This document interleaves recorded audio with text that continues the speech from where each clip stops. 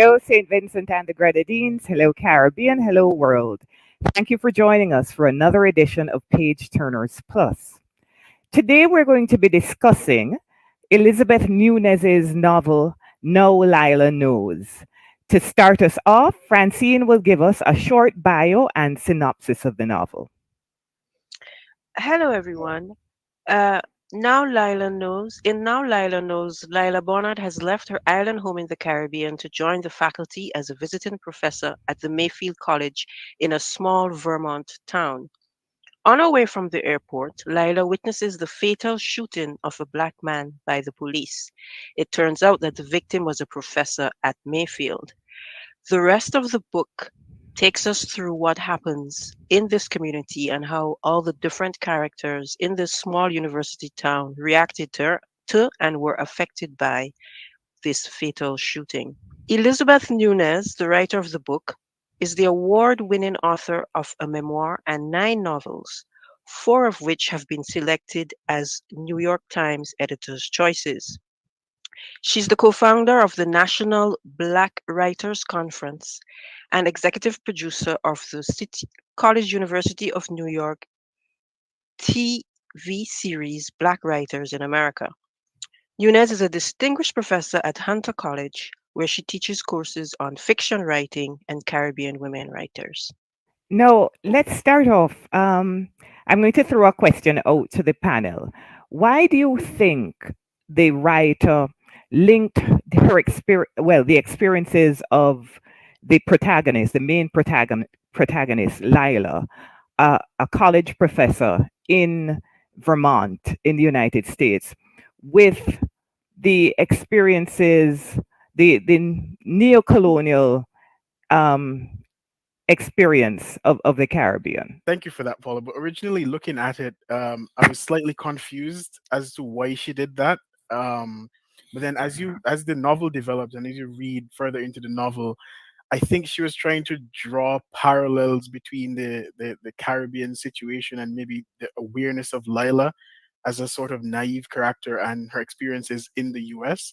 Because in some ways it didn't seem that Lila was very aware of the depravity of the neo-colonial situation in the Caribbean, and even through her relationship with Robert, it didn't seem that Nyla, as a university professor, was very aware of the struggles that people in the Caribbean had in a sort of post-colonial slash neo-colonial society. Whereas in the United States, although you could say that the colonial situation in the United States ended centuries before Lila arrived, much of the situation in terms of black relations and African American relations in the US didn't change too much. So I think Nunez was trying to show a parallel. Did I fully grasp the parallel? I wouldn't say so, but I see where the effort was made to do it. But I'm wondering if she wasn't aware. Certainly, she was aware intellectually, because she comes from a privileged background. She didn't suffer the disadvantages of neocolonialism the way somebody who is poor, uneducated would have suffered it. I think she knew intellectually, she understood it. I think it's just emotionally, perhaps. Um, you know, she's upper middle class, she's well educated. So I think it was that kind of disconnect. Um, I Is it don't know if anybody else has any other thoughts on is it that. is it that Lila gets a baptism for the Erics and the Kesselwas on the panel to tell you about the born again experience, right? Is it that Lila knows but forgot and got this reawakening? So it's somewhere in her consciousness that yes, there is oppression of black people, there is subjugation of black people, and so on in this neo-colonial setup. But having graphically witnessed the manifestation of that in the murder that Francine spoke about in the synopsis. Is it that was the jolt or the beginning of the jolt? I'm throwing that out there. I don't know. I struggled a little bit with this idea that Lila is this, on the one hand, university professor of literature, I believe. Did I imagine that she teaches literature? Yes, she was a literature teacher. So she's a teacher of literature from the Caribbean and somehow manages to be naive. And if anybody in the Caribbean has written about neocolonialism, it's literature, right? It's fiction writers. So I struggled a little bit as a believable thing. I do think there's no two ways about it. The opening of this novel is grabbing, compelling, shocking, and powerful. And for any prospective reader, I would highly recommend even just the first hour, the first I listened to it. You can tell the first opening for that reason, because it does grab you. It's certainly a very exciting beginning and shocking. Um, I don't know that and she places it well, right? Before she's even put her luggage down, before she's even arrived at her accommodation, she's confronted with the most brutal realities of American racism. And she's just arrived literally off the boat, or off a plane in this case. But I struggle with the idea that she comes from a position of complete naivety, though. That in that sense, it feels, and I'm going to use it, and I hope people aren't going to kill me for it, but it does feel a bit dated, right? Like as a British person, like this speaks a lot to my understanding of Windrush narratives of they didn't know it was going to be like this when they got there. But this is 2022, three now. Like no one thinks that like you haven't been overexposed to American stories through media, through TV, through film, through even hip hop music, right? So that naivety I think is misplaced and quite difficult to believe, is what I would say. I am not sure that it is so misplaced, you know. Upper middle class Caribbean people will, I think often, I don't know, Tony, perhaps because Tony and I live in the Caribbean. I thought you were I calling think me upper I middle know class. people. I'm sorry. I think I know Lila's. In the fact that she's a literature teacher does make it a little more improbable. Right. But there is, I know I know Lila's to this day who Caribbean people who live the privilege of being light skinned and middle class and think that is somebody else's problem. That's not our problem. I don't know, Tony. Am I Yeah, you're wrong? largely accurate, Paula. Let me tell you the impression I got throughout the novel. I am more or less sort of vicariously living Elizabeth's narrative, right? So I'm seeing the author being exposed to the very people that you are describing, Paula, who are in this sort of bubble.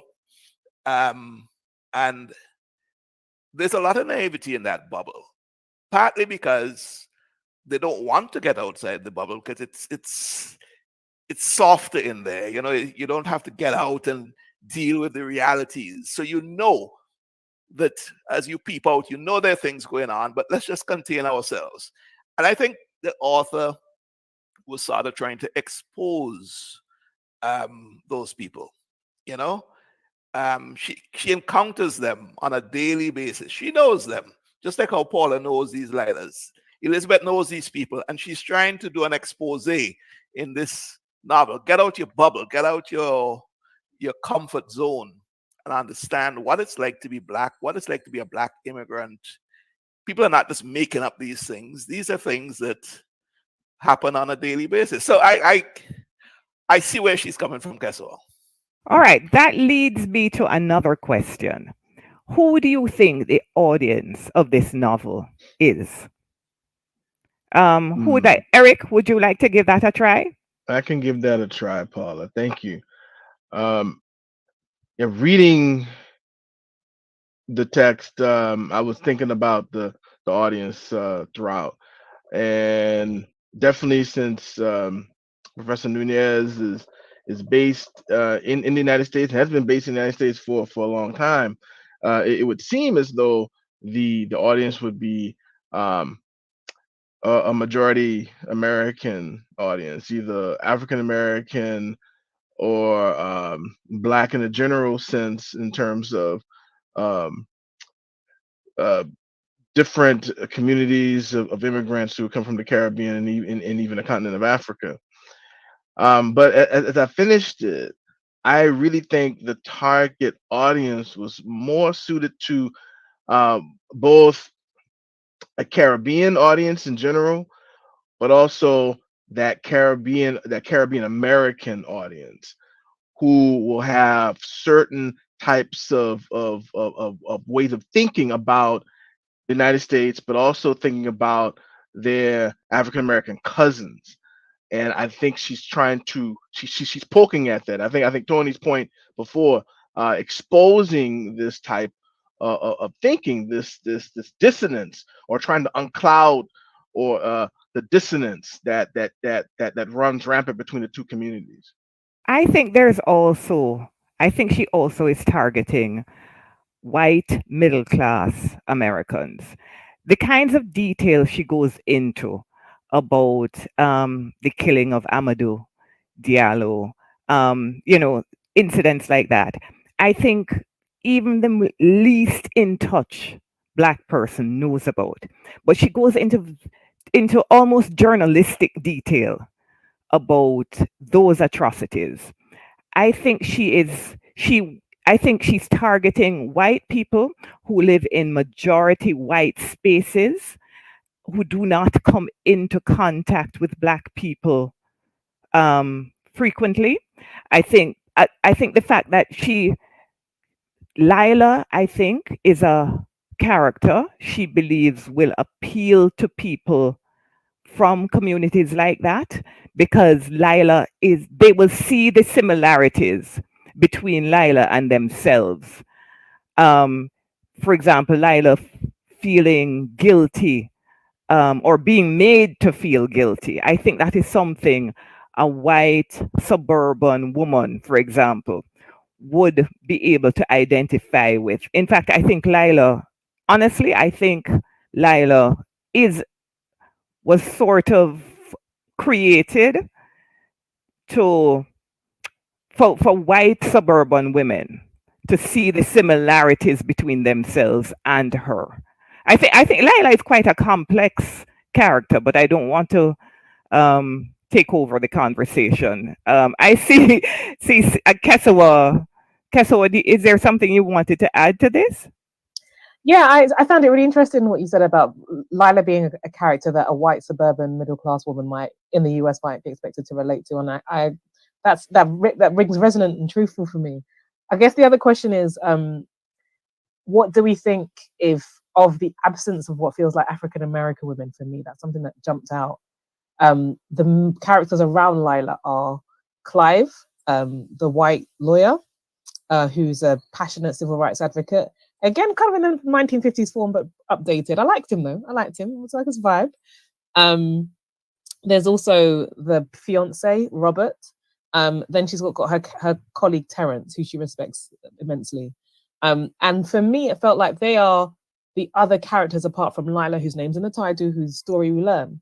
But there's an absence of any black women in that space, right? Or any women at all. The only other woman I think is what's the word? Her landlady, the old white lady, who's very nice, apparently. I don't agree with you. No, I I'm think happy to fight it out. Gail, the lady who works in the bursar's office, I think she had a significant role, and certainly the sort of neo villain. What was her name again? Elaine. Elaine. Elaine. Elaine. I think Elaine was a significant character. Um, I agree that there was more interaction between Lila and say Terence, and well, because Clive is the love interest, of course, there would be significant interaction. I'll put it on record that I could have lived without the love story, but but then Keswa says that I am cold and hard. So, Francine, I haven't heard In much this from in you. this case, I think I don't think living with that love story. That love story was an issue. Yeah, yeah. I'm not a fan of the love story. Francine, I haven't heard much from you. You want to come in here? Yes, I do. I kind of tried a couple times earlier. Um, I wanted to talk about the audience. I agree with you, Paula. I was surprised to hear Eric say that it's targeted to a Caribbean American audience. I found not only did she spend a lot of time on the details of the historical killings, but she spent a lot of time explaining things about the Caribbean. And Lila would say, "Oh, this is what we call this on my island, or on my island we do this." And there were long paragraphs describing things on her island, which to me was not targeted to me because it's stuff I think as a Caribbean person, even second or third generation, there are certain things that you wouldn't have to explain to them in the context of the Caribbean. So yeah, that was basically it. I agree with Paula that the audience was Americans, white Americans, maybe Black Americans who don't have any Caribbean knowledge of the Caribbean. But I wouldn't say it was targeted to Caribbean people in general. I Paula, think Erica was right though that Caribbean it's targeted at the Caribbean American community who very often denigrate African Americans. Ah, okay. From that Um, point of view. Hmm. definitely, I think it was aimed at that community. Tony, you wanted to come in. I just wanted to comment on that love story you're talking about, because I just found it mildly amusing. I don't want to dismiss it in the way you guys are dismissing it, you and Kessel. But but there's Robert, who is what 2,000 miles away, and is this controlling boyfriend. Even with the distance, he's certainly controlling her mind. So I think Professor Nunez wanted to have a juxtaposed option, if you know what I mean. Something that um, Lila, or somebody rather, that Lila um, could maybe find some refuge in. And so there's this person who's physically present and pleasant, civilized, everything that Robert isn't actually. Um, and so maybe that's what was at play there. Was it a deliberate love story? I don't know. But I I felt that was a get back at Robert, some sort of justice for the reader that that this controlling character 2,000 miles away is going to get harmed, you know? But I, everybody was okay, but trying to control Lila, though. Her grandmother was trying grandmother. to control Lila. When she gets to the United States, Terrence is trying to control her. Um, what I keep forgetting this woman's name, the neo villain. What's her name again? Elaine. Elaine. Elaine is trying to control Lila. Dr. Campbell is trying to control Lila. In fact, Raul J called Lila naive. I don't know anybody that age who is so pliable in real life. I don't know. Maybe It may I be the live in a circles you shell. move in, Paula. You, you, I'm you're sorry. kind of strong. I said it might be the circles you move in because you're a strong character. No, I agree with Paula. That's one of the biggest problems that I had with the characterization of Lila. And it even goes back to touch a bit on what Kasawa was saying about her naivety in terms of the racial situation in the US. I don't I agree with Kasawa that a professor of Caribbean literature at what is presumably the University of the West Indies should be more aware. And this is some this these are even she was very much aware about Amadou Diallo, and she knew all of that, but yet somehow the other stuff has surprised her. And this is what the book was set in, what, 2017, right? Something like that. Was it before 2014. 2014 Yeah. with That was Tamir Rice. So, yeah, right. mhm. So I found it really hard to believe that a university professor in 2014 in a world of smartphones where everyone is connected would be that naive. And also the whole thing with, everybody controlling her, like she literally didn't know what to think about anything. I found that quite unbelievable, actually. Especially for somebody who spent their whole time in thought. Like you're an intellectual. Like thinking is the day job. So it's really odd. Like it's not like you work with your hands all the time and you never have time to think. And so when you think, you're really you So talking to other so people. let me You know what I ask a mean? Like you question. think for a job, and also you shape minds. Your job is to actually help other people develop critical thinking skills. So how does that even really work, Mm, right? Plus, she wrote this amazing essay about Caliban, right? And right. appropriation. So, Mm. So let yeah. me ask a question then. Given the level of consciousness that Lila should have with her academic background and the exposure to all this literature, and she herself is a person whose profession is literature. Um, why would she be with somebody like Robert, who's clearly um, a moron? To be honest. Don't get me started on Robert because I really do not get me started on Robert. I The think most this is a good unlikable time to character in take. the book. Sorry, I think this is a good time to take the break for the reading. You will hear from Elizabeth Nunez herself reading an excerpt from No Lila Knows. My name is Elizabeth Nunez. I'm going to be reading a short excerpt from my 10th novel, Now Lila Knows. It doesn't need much of an introduction. Lila is from the Caribbean islands, and on her way to teach at this college in Vermont, she witnesses the fatal shooting of one of the Black professors by the police. Here goes.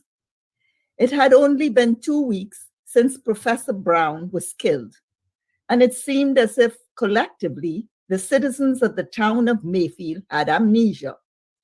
As Lila made her way down Main Street to the college, Mayfield appeared to her as the quintessential quiet New England village.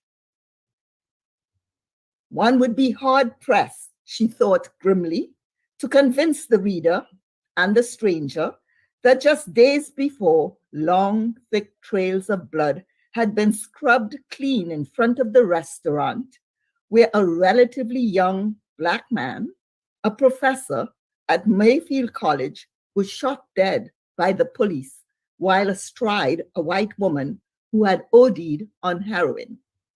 But what about the students? Had they forgotten too?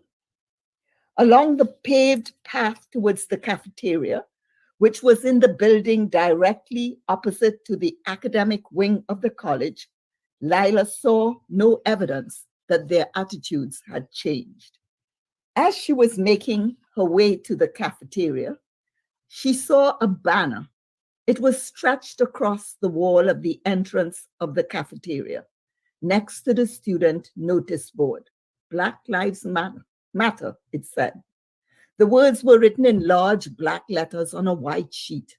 Standing in front of the banner was a group of students, male and female, wearing black sweatshirts and hoods drawn over their heads.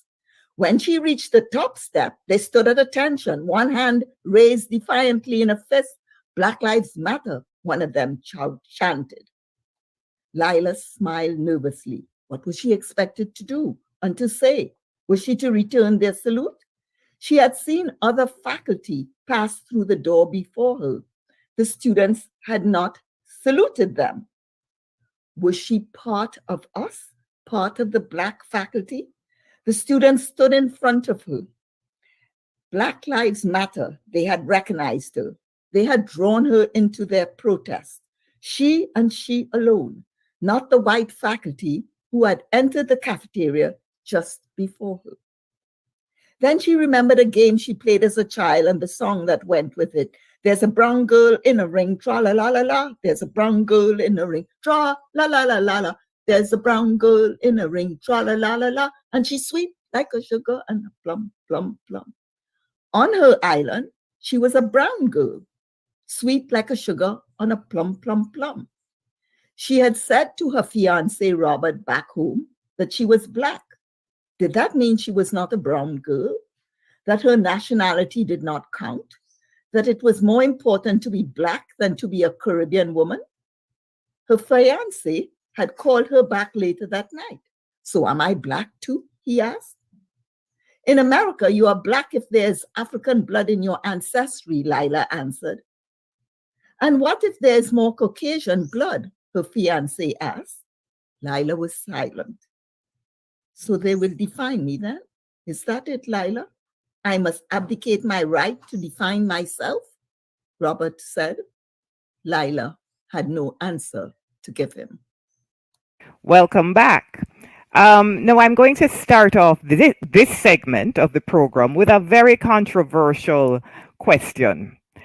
Is Clive the equivalent of Atticus Finch in To Kill a Mockingbird?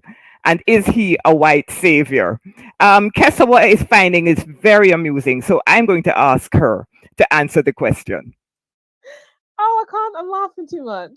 I love this idea that it's a very very apt analogy. Obviously, Atticus Finch from Harper Lee's To Kill a Mockingbird, famous 1960s novel about the civil rights movement. Well, not about the civil rights movement, about injustice in 1930s Alabama, I think Montgomery, something like that. I'm sorry, I can't remember exact details. A lawyer who is often thought of as this righteous white man. And Clive certainly does feel very much like he could be a 21st century embodiment of that spirit of Atticus Finch. A difference I think that's key that I think we have to mention is that Clive is also a love interest of a black woman, a Caribbean migrant, a university professor, and that is a new change that was, I think, impossible to imagine in the Gregory Peck film era before 1967's Loving versus Loving, right? You can't see. And which is interesting because Atticus Finch was a widow, right? He could have had a black woman love interest, right? I don't think In the South? I mean, I'm just saying theoretically, like he wasn't. I mean, they all did, but not not publicly. Not publicly, exactly, right? Or even actually they did even publicly, but it wasn't acknowledged. So what I'm saying is, like, it's a different narrative when Clive Lewis can be considered a feasible love interest. It's not a crazy proposition in this novel. It doesn't feel like, oh, that would never happen. At least it didn't for me. And I'm British. I've never lived in the US, so maybe that's a reach that Eric will be like, that's some nonsense. That would never happen. But I think we've seen more and more kind of US. I mean, in the UK, mixed race couples are not exciting. Like they're very common and very, not interesting in the way that I think in the US there's a different sort of relationship, which is what Terence alludes to a lot with Ronald's crime being, he dated and loved a white woman. Sorry, that's a long answer. I think it's an interesting question for that. But it's such an interesting question. Give me a second. Such an interesting question that I want to hear from the US resident. Eric, I'd like you to come in here. Please, is Atticus, what's his name? Clive. The love interest, whatever his name is. Right. Is he Atticus Finch? Is he a white savior? That's a good question. Interesting question. I never thought of him as an Atticus Finch type. Reading through it, probably because I haven't read To Kill a Mockingbird since high school. So I didn't think about him in that sense. And did I think about him, or do I think about him as a white savior character? Not so, because I think Clive Lewis, he's more thoughtful than that. At least that's how he comes across to me. He knows he's a white man. He knows his privilege and so forth and so on. And he had this experience that led him in his past life, early life, that led him to do the type of advocacy that he does. Does he slip up? Oh, of course he does. I think he exoticizes and objectifies Lila from the get-go, which made me cringe when I read it, and continued to make me cringe as the two head into actions. I don't know if that was Professor Nunez's point in that. I don't know. I would. That's a great question for her to answer, but I don't see him as an Atticus Finch type. The only thing is that he's a lawyer. I agree with you. I thought he was an ally, and I thought he was a respectful ally. He knew that he shouldn't be putting himself forward as a leader of the cause. he knew that he was supposed to play a supporting role, and I thought he was respectful. But of course, he made mistakes, but he also was aware of the fact that he would make mistakes. So he was a decent character. I think Castaway. yeah, I just want to add one thing to that is that we can't like we often think of Atticus Finch in the context of To Kill a Mockingbird, but when we think of the lost second novel or the pre-read or pre-sequel, Go Tell a Watchman, we discover that Atticus Finch is very much in line with the worst of the white bigots in the town that they live in the South. He's a member of the White Citizens Council. He's not a white savior by any stretch of the imagination in this sense, and I think he's quite different in that respect. And when you remember that part, there's no way that he's really Clive. I mean, it's a nice evocation of previous versions of characters like this, but I think it is clear that he's a different beast, Clive Lewis. I agree. I agree there as well. Yeah, I think as Paul and Eric mentioned, that Clive is aware of his role in the fight, and he's not trying to overstep the boundaries. I agree there. Yeah. I think. Sorry, just to come back again on this question of the white savior, I do think there is a white savior character, but I think that's the student. Yes, absolutely. That's what I was going to say. I was extremely annoyed by him. As good as he was too much. Like, I also found him quite unrealistic. Like in the end, and he had all the right answers for all the situations, and yeah, he was I definitely So a was white didn't he? find savior character. I didn't find him unrealistic. Actually, I wouldn't say I found him Well, unrealistic. I found him yeah, annoying. maybe I guess unrealistic because people like that actually do exist. I suppose I guess I should say that he was just too much. Tony So wanted to I was come in. no, I was just seeing him. Funny enough, when I visualized him, I was visualizing him as an Eminem, the white rapper, who's that's kind of almost thuggish, but aligned with a black cause. Um, that's I mean that's an aside, but that's how I was kind of visualizing him, and I don't think that was the intent of Professor Nunez. But I agree that he was. I don't think he was trying to be a white savior. I think he was just trying to be, or was a Who conscious is a he? Who is a he? the The student, student. the Eminem hoodie character, right? I, I just saw him as being a young, articulate, conscious man of the times. Wanted to, and I'm sure there are lots of white people like that in the United States because you see them on these protest marches and so on, and I don't think they're just doing it for some photo op, but I think they're I agree that mm, there's probably sincerity, but an sincerity is the word. Yeah. allies must know their place. Mm. Allies must not be trying to lead the fight. And then, in as much as I have said the word fight, is this Lila's fight? Who wants to take that on? What? None of you And is brave enough to take it on? I'm brave enough. I'm Go brave enough. ahead. Um, yes, it is. It is Lila's fight. Even though some characters in the text want to ostracize her and say that no, this isn't her fight. It's very much her fight. And I mean this is the underlying it's an underlying theme in the text, but it does percolate, it does bubble up toward the end when Lila speaks about I think that when she says she's a black professor, not just a professor, she's a black professor because in that space she is a black professor. She's not simply some literature professor from the Caribbean, even though for some folk that would seem more erotic. I'm sorry, how am I going to say erotic? Exotic, um, exotic, and she's seen differently, and that comes out in the text too. But yeah, if she walks the streets and she realizes when she was chasing down Steve, uh, would she be arrested because there's a black woman chasing down this white young man? So she knows, uh, she knows it's her fight. She's just caught between and betwixt Terrence's sentiments and assertions and Robert's sentiments and assertions as well. How well do you think this novel Paula, addresses? Paula, before you move on Yes. to your next question, I think Okay. there is a big point that Professor Nunez is trying to make with that very question: is it Lila's fight, right? And trying to show the character Robert, who clearly was saying that's none of your business. Leave the Americans and let it get on with the business you don't know. And I think the author is making that point where we have these people here in the Caribbean of a certain class and so on that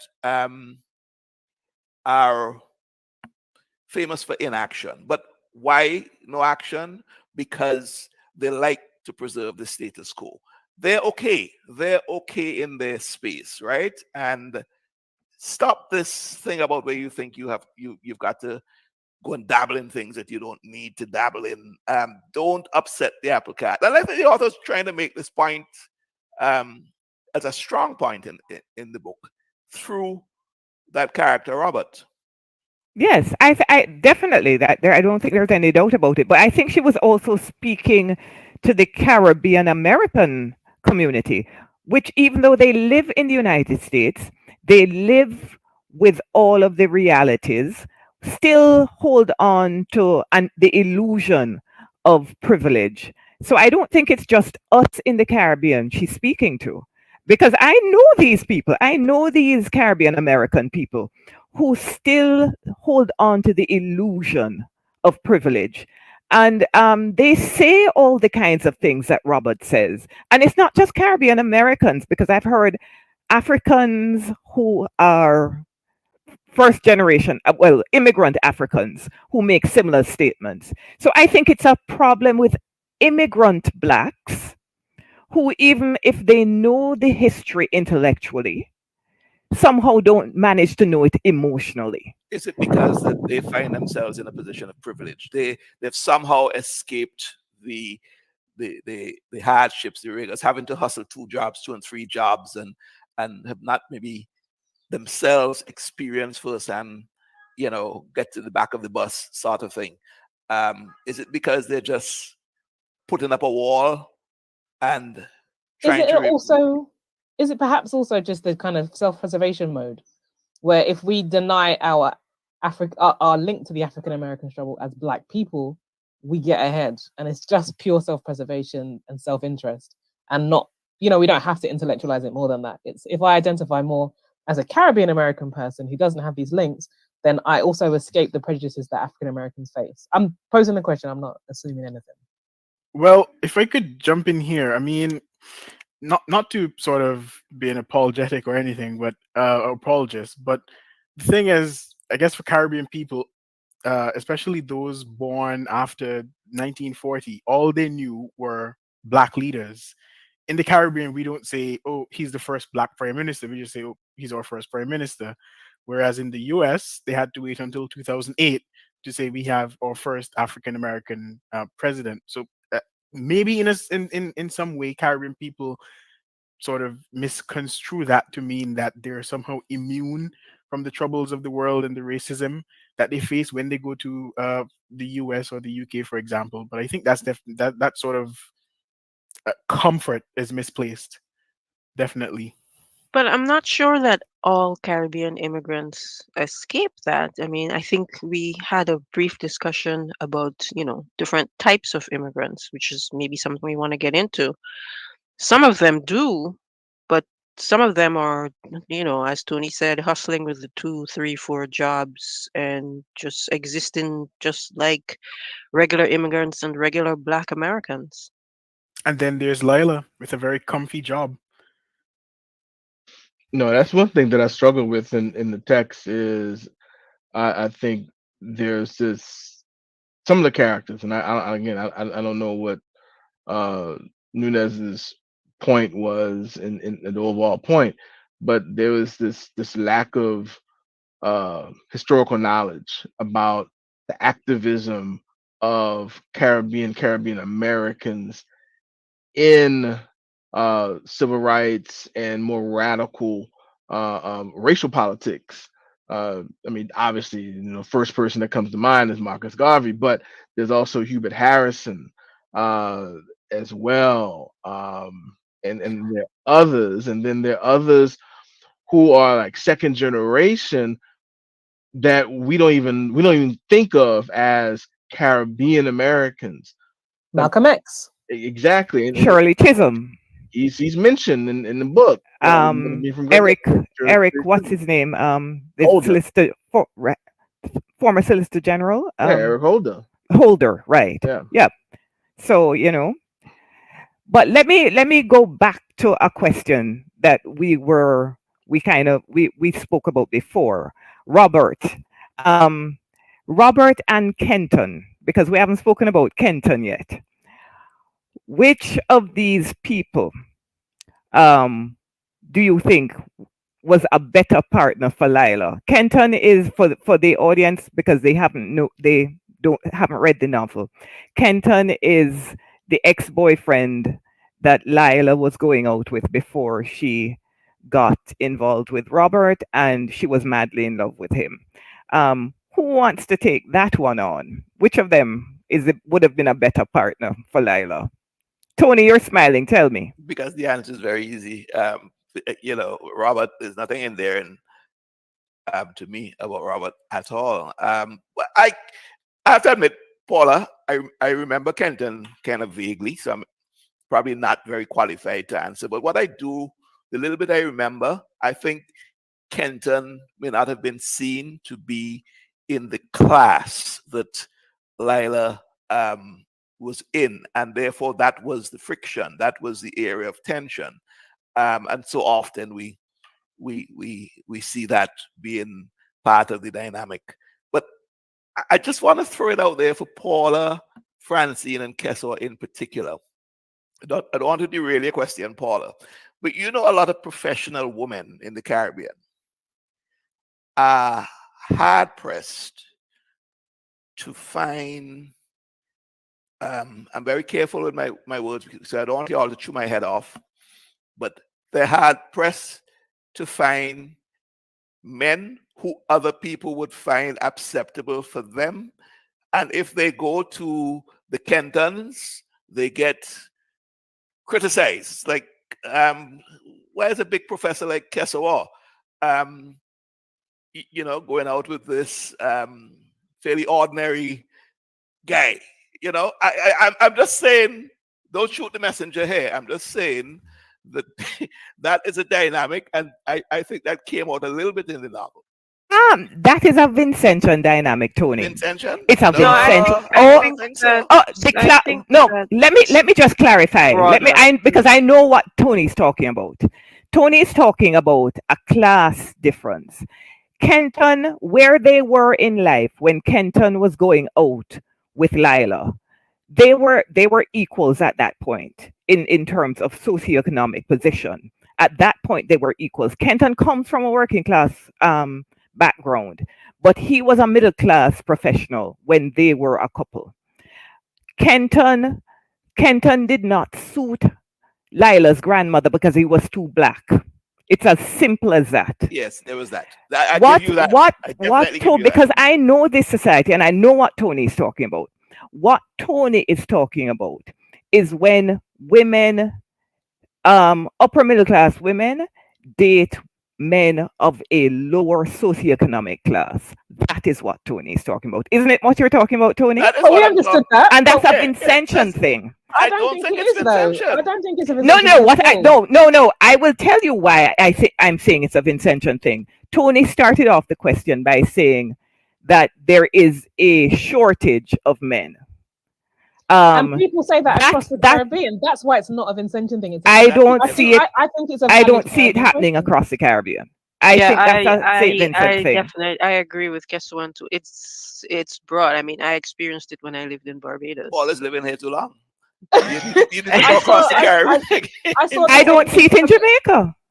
I hear about it in St. Lucia. I hear about my cousin that works Yeah, in St. Kitts. same. I've seen it in Guadeloupe. I've seen it in Martinique. It's Mm. a question that comes up again and again that you have these, and I've also heard it argued, and this is where some time, Paula, you feel free to intervene. I've also heard it argued that it's a cause sometimes of domestic violence because women choose men that are not of a socioeconomic background. There's a tension because she's doing well and he isn't. And that creates friction in the couple that can lead to situations of domestic violence. No one's blaming the woman in that case, but I've heard that said as well. No, I understand that phenomenon because I have seen that, but I don't think there's any. I think the shortage of men of this of your middle class, educated middle class men is a Vincentian thing. I don't see it in Jamaica. Maybe But Jamaica is Maybe the not in Jamaica, but Jamaica is across the the Caribbean, exception. I've seen it. Yeah. Yeah, maybe. mm. Can I ask but a back to question? my To your question. question, Sorry, yes, yes, I have back a to my bring out question. you did bring out something that I forgot. You made the point about the grandmother, Lila's grandmother, finding Kenton not suitable. And I think you hit the nail right on there. It's simply because he was too black. But the grandmother said Yeah. so in so many words. Yeah, and the Yeah. novel suggests She that as said, well. Like, Yeah. that's not a deduction. I Can I? do think that I agree with Tony that of the two, Kenton would have been preferable. But at the same time, I feel like he also would have been trying to control Lila because he wanted her to basically follow his dreams and do what he wanted to do. Like there wasn't really any compromise in terms of what their future would look like. He decided that, he was gonna move to Africa, was it? And that was what she needed to do as well. and I think So, Kenton was also dismissive of her. right. He essentially, said basically, you're a bougie girl. You can't live this kind of life. I thought both of them would have been bad choices for Lila. But we have come to the end of the program. We've run No, out of no, no. time. We have a minute left, and I have one All more right, go question ahead, to ask. Kesawa. One last thought. I would like to ask very quickly how we feel about. I know I mentioned it earlier, the lack of women, but I think the reason why this question about who would be a better partner is because there's a lack of friendship in the story. There's a lack of female friendship and a lack of female characters, and I do think there's a masculine focus. The plight of the black man is raised way too often, and you see a total absence of the question of African American women, but also women more generally. Am I the only person that feels that way? We can do a little heads up, shake a head or something, but am I the only person Yeah, that I feels? mean, now that you mention it, it's true. Lila didn't seem like she had any friends, right? She was back home, it was her grandmother and Robert. That was it. But surely, you know, she should have had female friends. She should have been discussing all this stuff with her best friend, right? Yeah, Like, that's how hey, women I met this, operate. this, I Yeah. just met this guy Clive, and like, wow, but And now I have to intervene to okay. stop you because you speak too much, all of you. Um, Thank you very much for joining us. When next you see us, we'll be having a conversation with the author of this novel, Elizabeth Nunez. She's a Trinidadian American writer, and she has some Vincentian connection. I'm sure she'll tell you about that when we see her. Thank you. Bye.